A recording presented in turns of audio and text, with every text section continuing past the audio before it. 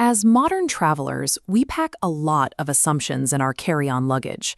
The moment we step off a plane, we trust an invisible safety net to catch us if things go wrong. We rely on the GPS on our phones to guide us, secure hotel bookings to shelter us, and the universal understanding that local law enforcement will provide immediate help. The problem is how deeply our brains internalize these systems. We instinctively believe that a hotel front desk in a remote fishing village operates with the same continuous corporate oversight as a downtown Marriott, or that emergency response times are a global constant. Local predators know exactly where that safety net ends. They actively scout for tourists who walk around with blind trust in these systems, waiting for the exact moment to fracture that boundary. What exactly happens when a traveler wakes up in the dead of night, only to realize the safety infrastructure they trusted is completely hollow? Believing you're safe is dangerous when it prevents you from verifying your surroundings. A false sense of security mutes your instincts, keeping you from recognizing an escalating threat until it is right outside your door. Take a look at this landscape. This is the coastal region around Krabi, Thailand, where the dense jungle presses right up against small, isolated developments.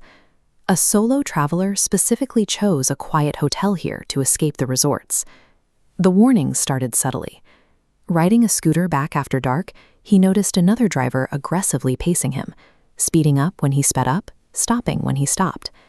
The following afternoon, a man in the exact same dark jacket sat at the tree line by the beach, doing nothing but watching him. At 2 a.m., the situation escalated. The traveler woke to the sound of footsteps stopping directly outside his ground floor window. 10 seconds later, the door handle began to slowly, gently turn. He grabbed his phone and called the front desk for help. The line just rang. The hotel did not employ overnight staff. He was entirely alone. Pulling back a tiny corner of the curtain, he found the man crouched directly beneath his window, staring up. The moment the stalker saw movement, he darted into the shadows. The next morning, the hotel owner easily identified the stalker from a photo. Local businesses had reported him multiple times over the past year for tracking tourists. The community knew he was a threat, but the lack of formal, systemic hotel security allowed him to operate freely. When we book a trip prioritizing peaceful isolation, we often strip away the immediate human intervention that keeps us safe. We walk right into an infrastructure void. Now let's look at this image of Brussels, Belgium. The rigid, imposing architecture here establishes a heavy, structured urban environment. It feels completely different from a remote jungle, but navigating these dense city streets late at night creates its own kind of disorientation. A 17-year-old student found himself hopelessly lost after his phone battery died in the rain.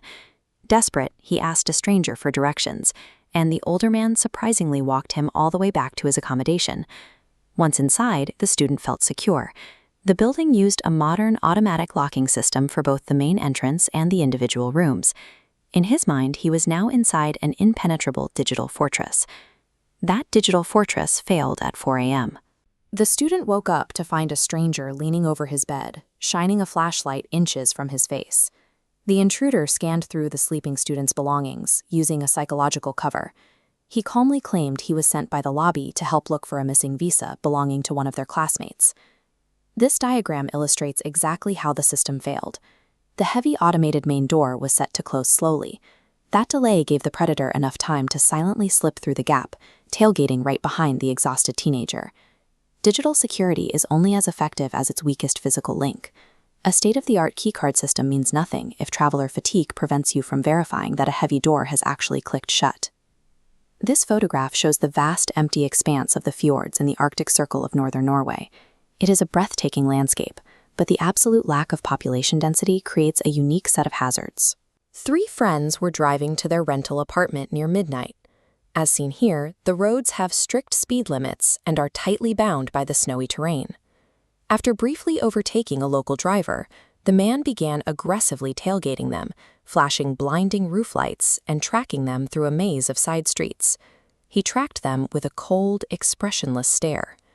Realizing they were being hunted, the group bypassed their rental and navigated directly toward what should be the ultimate safety net, the local police station, located 40 minutes away in the nearest harbor town. When they pulled into the lot, they faced a terrifying reality. The station was completely pitch black. The doors were locked, and the building was devoid of personnel. This map highlights the geographical trap they drove into. By entering the dead end of the industrial harbor, the stalker weaponized the delay in emergency services, knowing perfectly well that the nearest active duty officer was still minutes away on foot. As the seconds ticked by, the stalker's backup arrived. 2 additional cars pulled up to block the sole exit path, boxing the tourists in while they waited helplessly for the officer to reach them. An officer finally emerged from the darkness to break the standoff, but the resolution was hollow. The stalker casually drove past them, offering one last stare. Since driving on a public road is not technically a crime, the predator drove away unpunished. In remote foreign regions, even the highest authority operates on a severely delayed timeline. Relying on the mere symbol of a police station can quickly turn a designated safe zone into a coordinated trap. A heavy door lock, an active GPS route, and a blue sign pointing to a police station are all just symbols of safety. They are not absolute guarantees against a localized threat. Traveling internationally requires a distinct cognitive shift. True security comes from maintaining an internal, critical awareness of your environment at all times, rather than trusting the infrastructure around you. Because when your phone battery dies in the rain, or the hotel front desk closes for the night, or the local police station is entirely empty, you are your own first responder. Understanding the absolute limits of the systems you rely on is the only reliable way to avoid becoming the perfect target.